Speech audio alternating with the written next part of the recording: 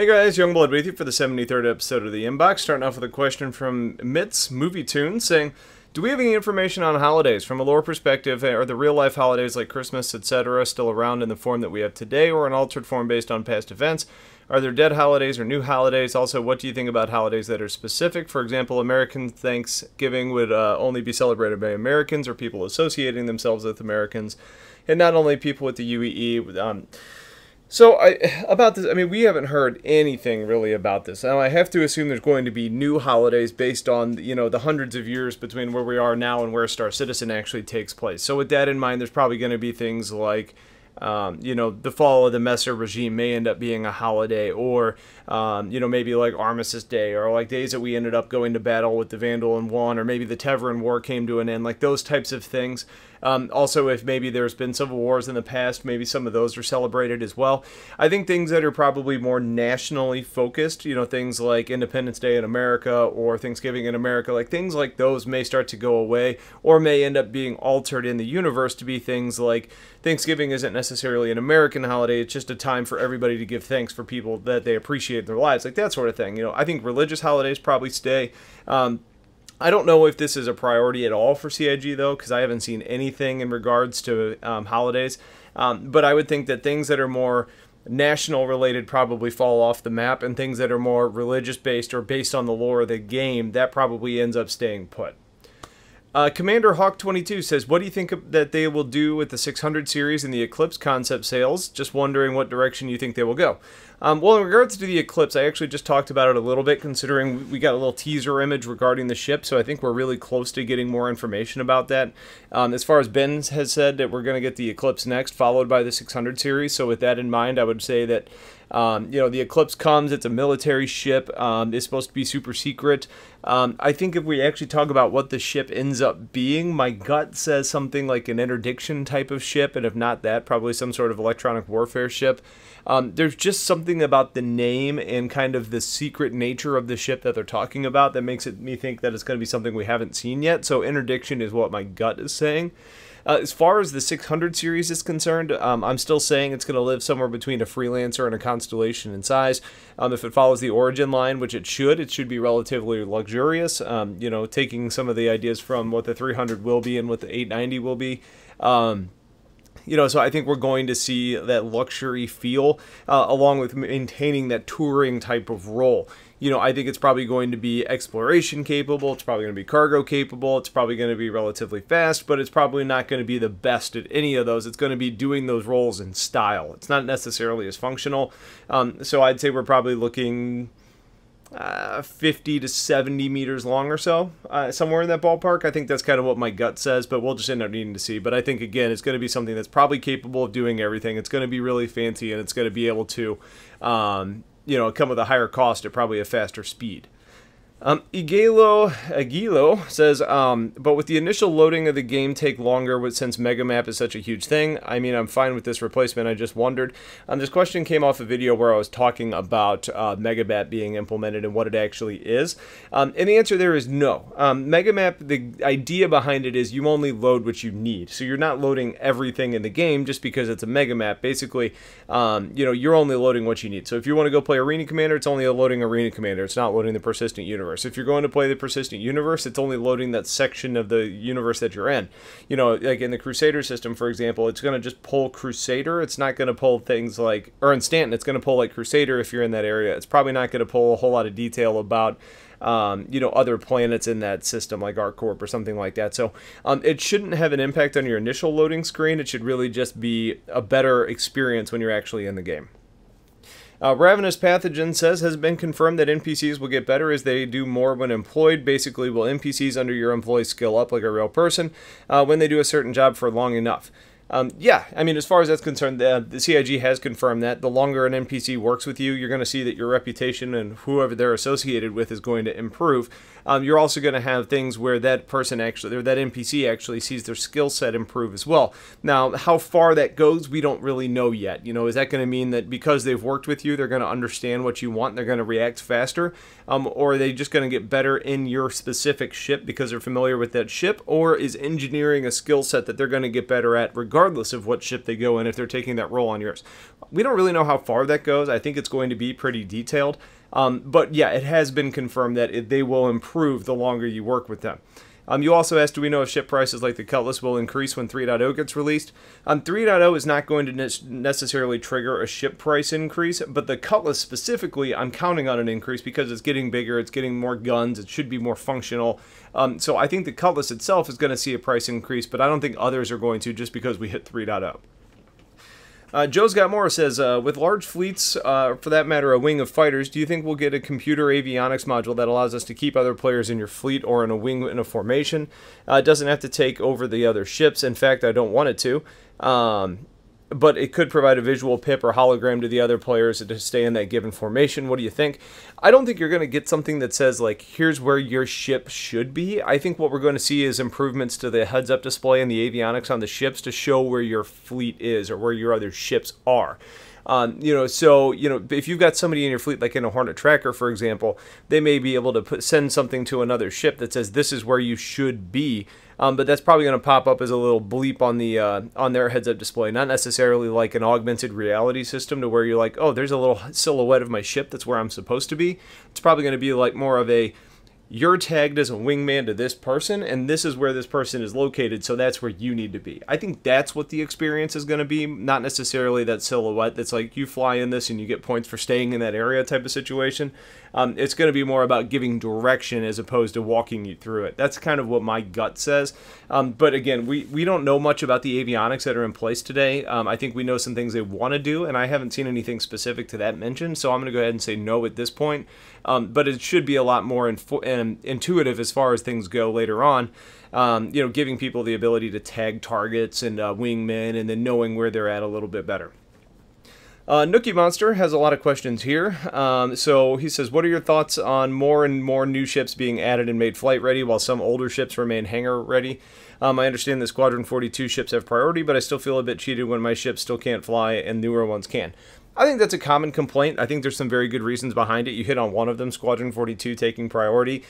Some of it is also that they're trying to identify what the overall design of the ships and the brands are going to be, and then they start working that into other ships.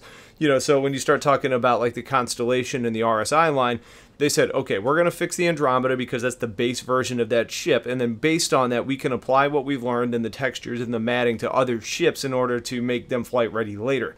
So you haven't seen the other Constellations coming. Now they're coming soon, but that's why there's kind of been a delay there. The same thing with the Freelancer line. You get the base Freelancer that's been reworked, but the Mist, the Max, and the Dur haven't gone through that rework yet. The Starfarer, though, was built based on the rework to the changed Freelancer. So those assets are applied in other locations, and it just happens to be the way they're doing their developing. And since you get a loaner in that line, it's kind of their little patchwork to say, okay, you do get the newer one, you can go fly it. But and then the last piece there is that certain developers and ship designers work on certain brands, so if they're tied up on another ship, they're not going to just assign some random person to fix another ship that's been laying around for a while. The person that owns that asset is going to be the one that has to be free to then go back and actually work on that. You ask about any news on the Redeemer rework. What do you think needs to be done to it? For me, the only thing they did was move the front man turret to the back under the tail section to be happy. That would be way better coverage of the ship. We haven't seen anything on the Redeemer, outside of the fact that it's probably scheduled to be quite a bit later, which is kind of a bummer.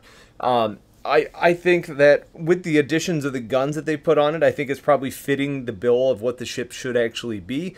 I have questions about the speed, I have questions about the agility, I have questions about the durability.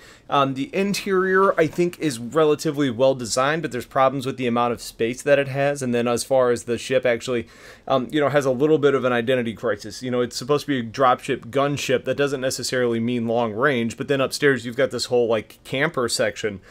So are they intending for that ship to be longer range? And if so, then what modularity do you get to help support that? Could that space be used in a better way? If the ship is probably going to grow, what do they actually end up doing to it? You say maybe make the belly section to where the Marines are like a modular or detachable space, giving the Sky Crane helicopter look. I don't think they're going to do that. I don't think we're going to see what the Vanguard has anymore. But I think we'll see changes to how much you can change out the interior, and it's going to be more about modularity with individual components versus actual like a wholesale change of the unit. And our last two questions are patron questions, starting off with one from Garian. It says, what will be the limiting factor, do you think, in preventing me from fitting the Defender's Shields to my Gladius? It's superior for its size, claims should make it favored choice for many small ships. Do you think it'll be a matter of cost, availability, power, demand, or other things that prevent each ship from a size 2 shield to equip the best at all times? Oh, and yes, I know there's going to be many aspects to shields, splash damage versus impact, high buffer versus recharge, all that good stuff. But he's wondering basically what's going to balance out that, strong for their size. And I think it's going to really just depend, and I think there's a couple things that could maybe be a blocker there. There may be something about Tevarin equipment that doesn't necessarily play nicely with human equipment. I don't think that's necessarily going to be the case, considering Asperia uses that in the Prowler, and Asperia is a human company, even though they're producing a alien reproduction. So I think it's going to be kind of a challenge for CIG to actually figure out. My gut says with that Tevarin equipment is it's probably going to be it's really strong against, it's going to be a really strong shield, but it probably takes a long time to buffer back up as far as the strength goes. But the catch there is it's designed to be a situation on like the Defender to where once the shield goes down, you're in trouble. Well, if you apply that same situation, that's because the Defender itself isn't strong. The shield is what's strong. So if you were to put a Tevarin shield on something like a Hornet, well, the Hornet's already super durable. If you give it then a really, really impressive shield system, then that becomes a complicated balancing question. And I think that's what the core of your question is really getting at. And unfortunately, I don't really have a great answer for you. I think there's different things they can do. One could be cost. It may be really, really expensive to get that Tevarin equipment and that, phalanx shield on your ship. It could be about the piping system, and they may say that, it's a large component compared to what a size 2 is elsewhere. And keep in mind, the sizes are going to be changing a little bit, and I think we really need the updated ship stats page to really talk to that a little bit better. But I think they may say, okay, this is technically still a size 2 shield, but maybe it's like a size 2 specialist shield or something like that, to where it actually requires a larger option. So maybe instead of a size 3 on a different ship, this size 2 shield of Tevarin nature is actually like a size 3 in human nature. I don't know, again, it's a hard one to talk to. I think availability and cost are probably the easiest ones to deal with. As far as power demand and other things that you mentioned, I don't know. That probably goes into the piping system as well. They haven't necessarily said anything about the Tevarin being really strong as far as their technology. And when I hear power supply and power plants, I think high tech equals high power. So I don't necessarily think it's going to be a power demand thing, but again, that's going to be a real challenge for CIG, and it's going to be interesting to see how they end up meeting that. And the last question from Rakish, has there been any word on station destructibility? If so, how destructible? Completely or just damage states? If the solar panels are damaged, will it actually affect power in the station? Lights flickering, gravity loss, etc. I think that there's going to be consequences for action. So if if the solar panels are damaged, I think you are going to start seeing power loss in stations. You may notice that in gravity, as far as the grav generator loses power, so then people start floating. It could be in doors no longer opening, or maybe you need to manually open doors, those types of things.